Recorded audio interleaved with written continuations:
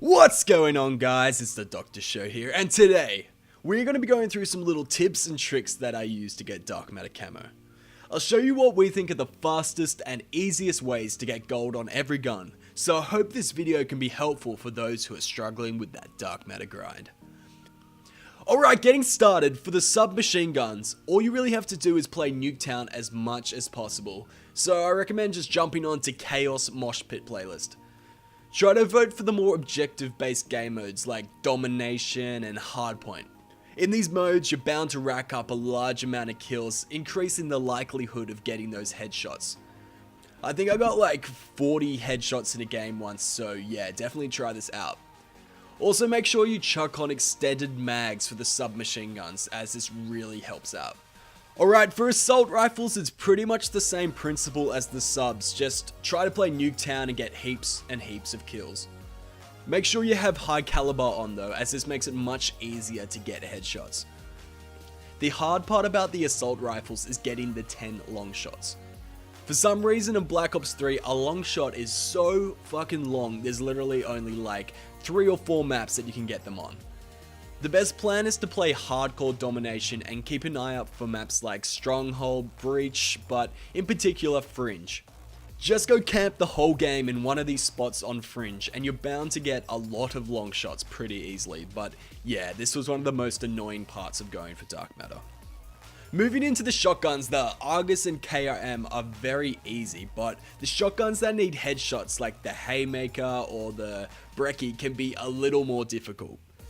You definitely need extended mags and just try to hip fire the guns towards their heads. I found that actually aiming down the sights on these shotguns will get you killed more often than not. Also, once again, play close quarter maps like Nuketown and play objective modes.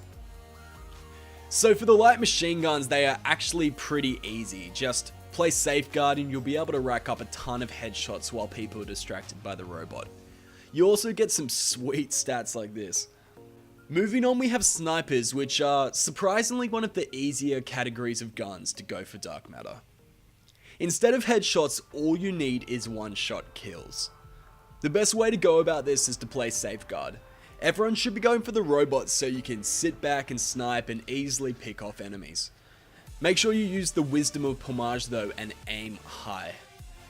This works well for all snipers except the Drakon, as it only gets a one-shot kill for a headshot. The easiest solution to this is to play Hardcore, where it's one-shot kill at any part of the body. This makes it incredibly easy. For the long shots, once again, just play maps like Fringe and camp in those spots and you can easily complete them. Alright, onto the secondaries, we have the pistols, which are pretty annoying to get diamond, to be honest. For the MR6 and the LCAR, make sure you play some kind of hardcore game mode. Me personally, I'd go for hardcore domination and just flank the enemy to get behind them and get those headshots. Remember that pistols are actually very powerful in hardcore, so you won't be at too much of a disadvantage in gunfights. Also make sure you whack on some high caliber as soon as you unlock it, this will definitely help. I found that it's actually easier to get the RK5 kills in regular domination, as it's actually a pretty beast gun, so if you're more comfortable in core game modes, you might want to try that. For the launchers, you want to treat them as more of a background challenge.